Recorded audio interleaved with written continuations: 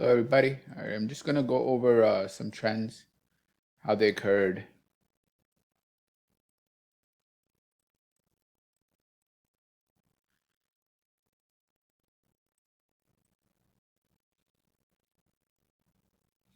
Okay.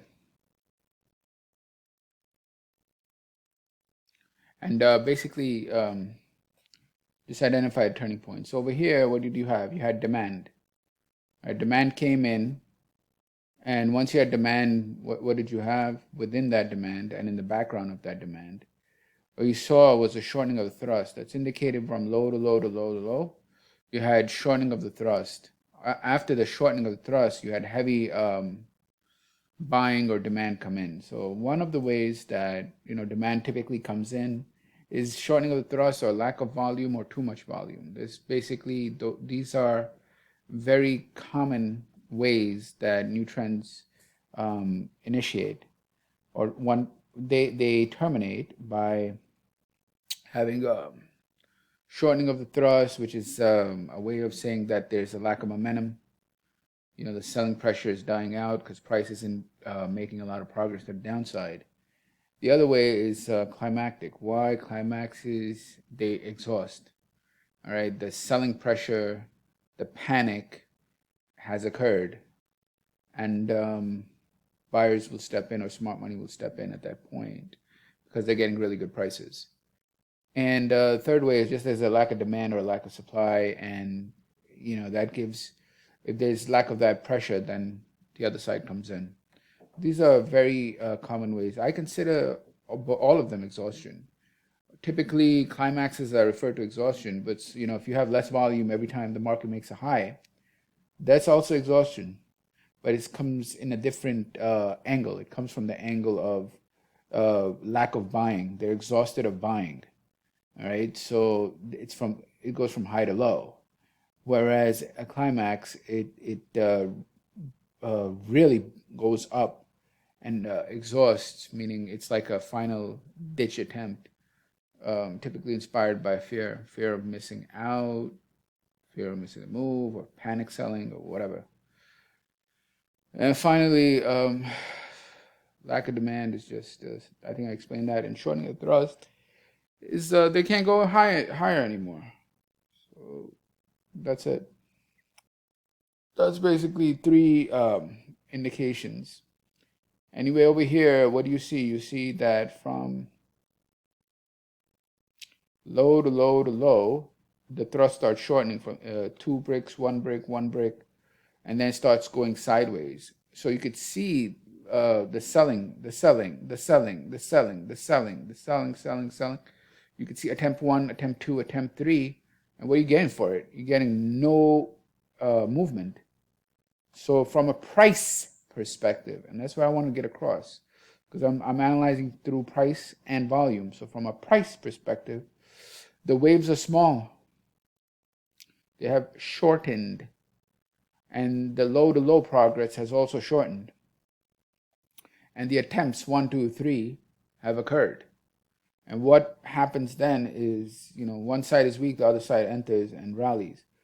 What's significant about this is this breakout volume. You can see over here the greens. They're expanding. They're expanding. And then the rally volume is bigger than the last 30 waves, and the price, from price perspective, bigger than the last 49 waves. No question that that's demand. And what levels? The levels where strong buying occurred, which is right here. That's what you're looking at, and that's what gets tested.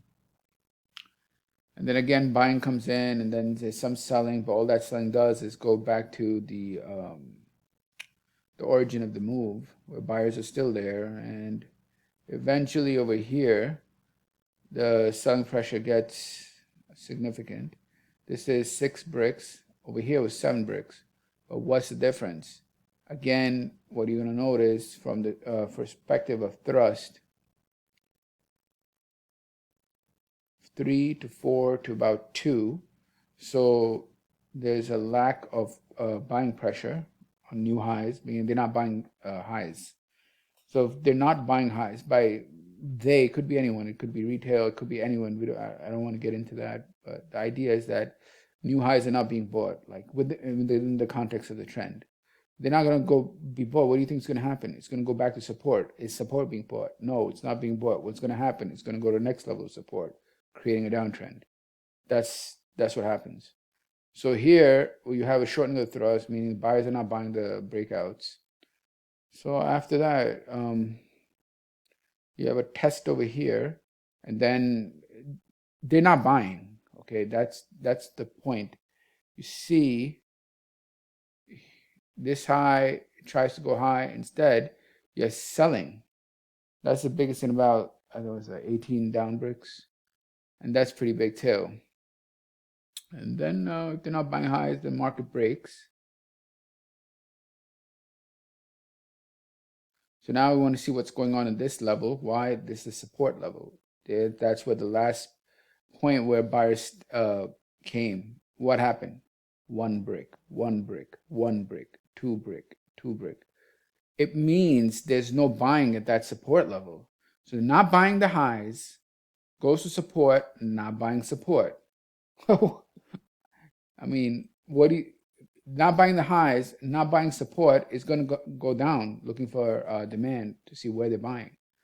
So over here, sellers came in, buyers are still not buying, but there's one attempt here of 4 bricks that all it does is tag the resistance area.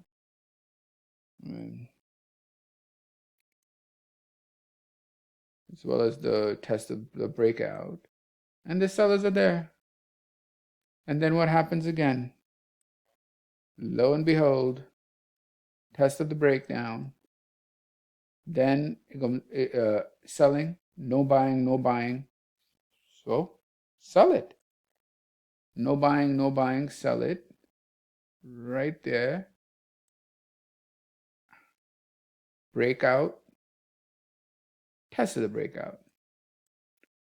What happens? Sellers are still there. How do you know? Red, red, red, red, red, or whatever, orange, orange, whatever it is. Goes to support. What happens? No buying. Sell. And this basically occurs again and again. There's the breakout. What do you want to do? Market. No buying, no buying, no buying. One attempt. And then finally here, what happens? The sellers break. And this breakout, this is very critical because in the market, you're always looking for failure. That's one of the things you're looking for. You just pick it up. And one form of a failure is a breakout failure. So when the breakout fails and goes the other way, you breakout to the downside fails, and instead there's a breakout to the upside. That's very significant, all right? So in here, you can see that this breakout to the downside failed, and instead you had demand. And what happened? You had pull back to test, and a minor counter trend back up. And you cannot predict like where that next selling will be, but you know that it is a probable. Like, you know, for example, this is the breakout. That's a test of the breakout where the sellers at the test of the breakout, it goes down. Now it's counter trending back up. Which levels do you want to see? You want to see the breakout levels. Where does it go? Right to the breakout level. Bang, right there. Right? I don't know why markets do this, but they test breakouts. I mean, I'm giving an example. This one wasn't tested. This one was tested. This one was also tested. This one was also tested. This one was also tested. This wasn't tested. This one was tested. And then the ones in the background finally get tested right there. And look at the selling pressure. Then this one was not tested, right? This one's not tested. I don't consider this testing because, I mean, you could say that, yeah, it's a breakdown here, but it's pretty low. To me, it'd be higher up. Here, I don't see it, but maybe these 5s and 7s are because they're increased in pressure. The breakout, though, should be here, but the volume didn't increase, so it's not tested. I'll just go with not tested. Here, breakout, minor test, and then finally, breakout to the upside, and what happens? There's your breakout, there's your test, there's your retest, and now we're going the other way. So especially when you have volatile environments, this is what you see: breakout, test, failure on the downside, then the breakout on the upside, test, breakout, test, failure on the upside, or false breakout on the upside. Then what do you have? The breakout on the downside, breakout, test, breakout, test. This is what the market does, especially in volatile environments. You will see breakout, test all over the place. Like here, I showed all the example here, right? Now you see the breakouts to the upside. Now what happens? Here's your breakout. Here's the test of the breakout and spring of the breakout. Here, breakout doesn't test. It doesn't go that low.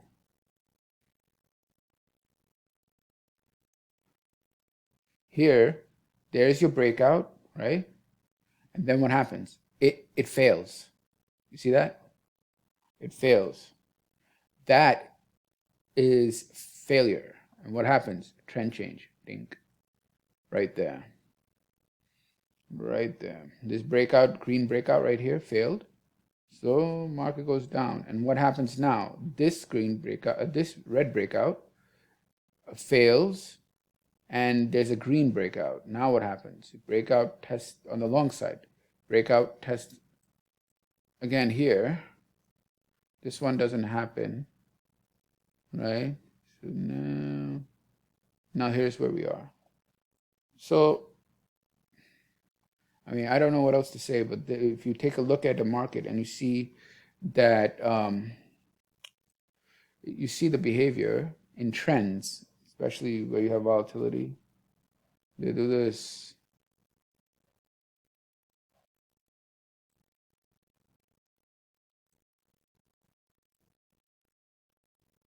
Where you test the breakout. You break out here and test.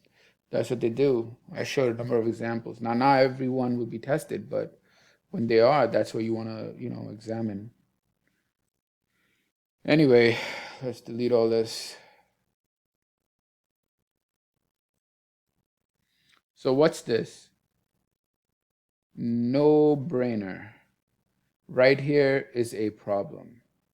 Why? Let's just take a look from this point to that high. From this point to that high, you have 67 volume, then 25, 23, 61, 4, 24, 33, 12, and then 285, which is excessive, right, to the prior legs. This is a climax. There's your secondary test. You have some automatic rally or whatever in the middle. I think it'll come back at least this. Actually, this heavy volume area is holding. That heavy volume brick right here, the 76, is holding. It's been tested once. There's some buying. It's been tested twice. There's some buying, but these guys the buy orders will be finished. So because they got tagged here, this is how much was produced. Little bit lower, it got tagged, this is how much was produced. So next step, if the buyers don't step in, is it's going to break. Come back here. This breakout level. That's going to get interesting. Anyway, hope you enjoyed this video. Have a good day. Bye. All right, so I thought I'd quickly do a trend review over here. All right, so let's start. We're taking a look at this turn right in this area, right in this middle area here, and how it initiated a uptrend. All right, so basically it will be this leg up. Okay, and how that occurred. All right, so the market is in a downtrend over here, where you have the biggest wave in about 49 waves. Tag, right? So $1,600 down, up 300, up 400, up 200. That's nothing. 1,600 down, up 3, 4, and 2. You can see there's no pulling power. So then supply comes in 1500. How much demand do you have? 400. So then it tests a bit, 4 and 2 and 3, and then comes up about 500 and then pukes some more. Here it goes down 900. So I mean, there's nothing bullish about it other than going down 900 and then 3 and 2 and 3 and 2. So all you know is there's multiple attempts to go lower here. There's no supply coming in here. You do see a shortening of the thrust. So what is one conclusion? One conclusion is that it might go up again and encounter selling to make another low, like it did over here, right? Went over here, ding, ding, ding, ding, 1, 2, 3, 4. So 1500 down, 400 up. Nothing. What is it? 1600 down, 300 up. Nothing. Here, there is a change. What is the change? When it goes down 900 and tests, the difference between 900, 3232 and over here 1500, 4223 is the reaction that comes back up. When you see this reaction, it is 700. Over here you had only 500. Over here you had 2, 4, and 3. So here there's a change, and that change from perspective of price is a big move that has a breakout, and of course that base in the background. But that base doesn't mean shit. It's only because of this rally that is getting volume and price movement that is meaningful. One other key feature is that here the volume that came in here was, I can't see. Let me see. I can't really see, but it's like bigger than 1, 2, 3, 4, 5, 6, 7, 8, 9. So 9 bricks in a row, and bigger than 1, 2, 3, 4, 5, 6, 7, 8, 9, 10, 11 bricks.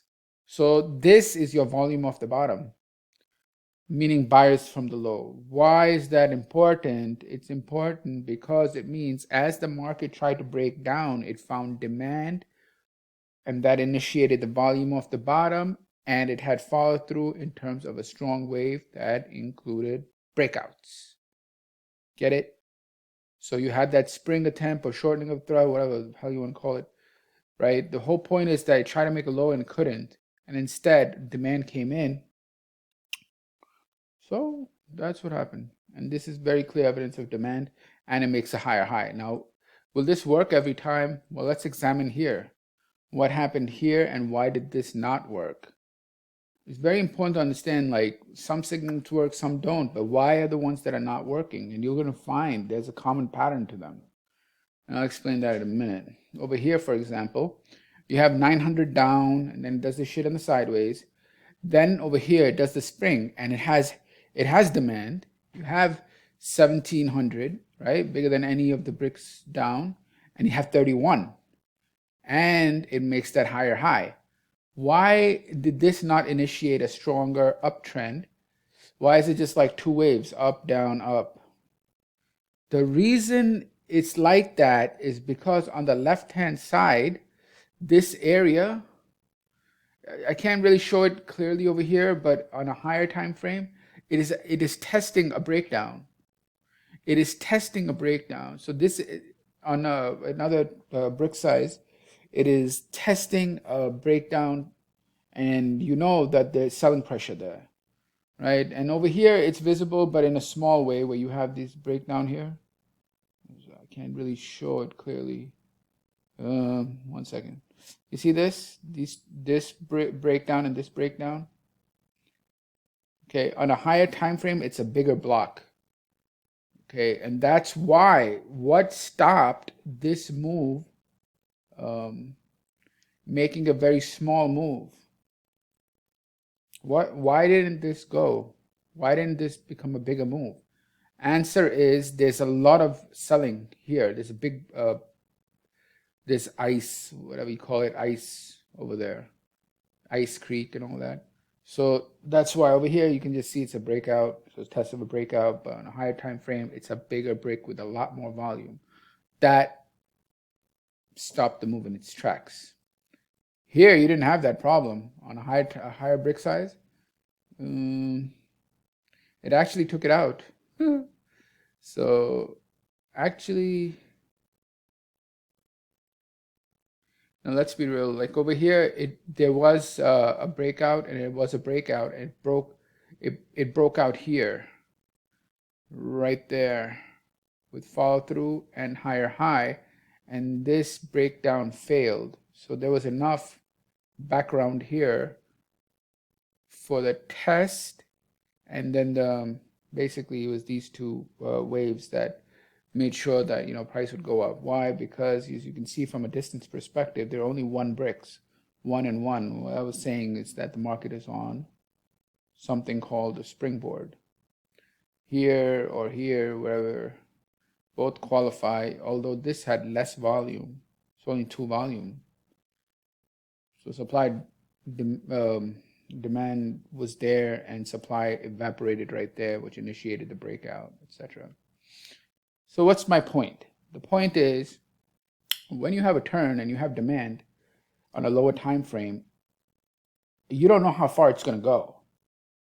Right? You don't know the trend that's initiating how far it's going to go, but you do know that if there's a breakout level, if there is a level, it can stop that trend in its tracks. That trend that's being attempted, it can stop it in its tracks. That's the first thing you know. Second is, during the testing, right? During the testing, does it have low volume attempts? Very important. The low volume attempts mean that there's no selling and evaporated. So it's going to have to find supply at higher levels. The other thing is, in the background, are there failed attempts?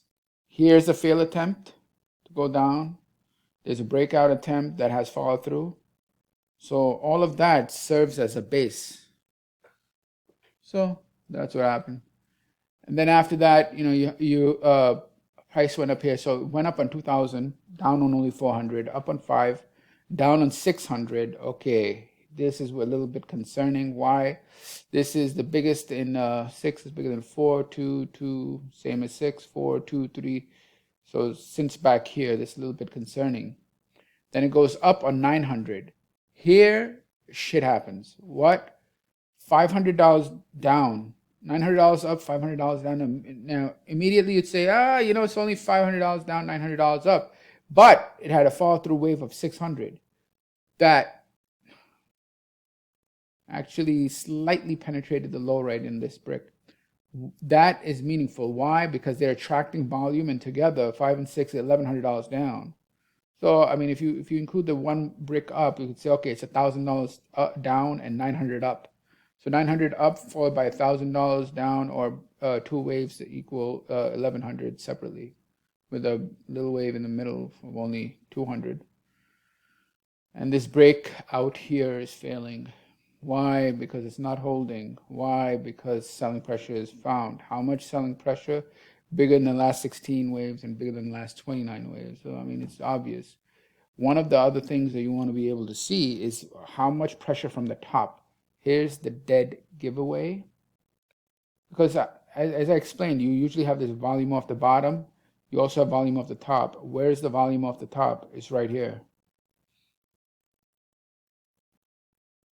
That 23, that's the biggest volume. Damn it, I can't see. That is the biggest volume in 76 bricks. In 76 bricks, that's the biggest volume right there. That is volume off the top. And you can see it in big red over here. See that? So that's the volume off the top. I don't know what else to call it, but you have volume off the bottom and volume off the top. They typically happen on a base, so at the extreme top. So the pressure is here. You have follow through volume, you have waves. I mean, it's going to fail, right? So over here, your price that tests and pukes. Here you have 500, 600. You have a test of 600, pulls back on 400. Looks like it's going to go, but the next rally is only 300, and then followed by $1,200 down. After that, you have 400, 300, 200, 300. This all looks bearish to me until this happens, where you have $900 up. Why? Because 9 is bigger than 2, 4, 3, 6, 2, 2, 2, same as 9, bigger than 5. So obviously pressure came in here, right? Then you just have to let me just mind this shit right here. All right, so this is your breakout. As you see, it says BO, mean breakout, right? So you have 1900, and this right here is bigger than 1, 2, 3, 4, 5 bricks. About 5 bricks. Okay, no, I mean nothing spectacular. And you have another 1900, and then when you have this rally, $900 up, only $500 down, tests, and then you have 800 volume, and that initiates it. Now, would you know that this is going to work? No, because you want to see how much supply. This is testing resistance, right? So I'm not saying like I'm, Superman over here, but over here, you see here, the 20 here, it tested it, and pressure came in the form of 1800 contracts, 6, 4, 4, and then the reversal, from the breakout area. So this area is important, so is this area, and this time the bulls had enough of a push. Would I have taken this? No. Did I take it? No. Why? Because I want to see one more test, and I want to see supply dry up. I have no indication supply is drying up other than these bricks that go from 18, 6, 4, and 4, showing a decrease in volume. But that's not enough. Anyway, next is up 900, down on 200, up 3, down to... Clearly, you see there's more pulling power to the upside. 500, 3, 400 to... So here is where it exhausts, right here. End of day, 1900. And obviously what happens? Supply increase, the form of a wave that goes down 700. That's bigger than 3, 2, 2, 2, 3, 3, 2, 2, 5. So this is your change of behavior. You have selling on the way up, selling on the way down. 400 down, 6. I mean, obviously it's more supply here than demand. All right. That's all, folks. Have a wonderful rest of your weekend. Bye.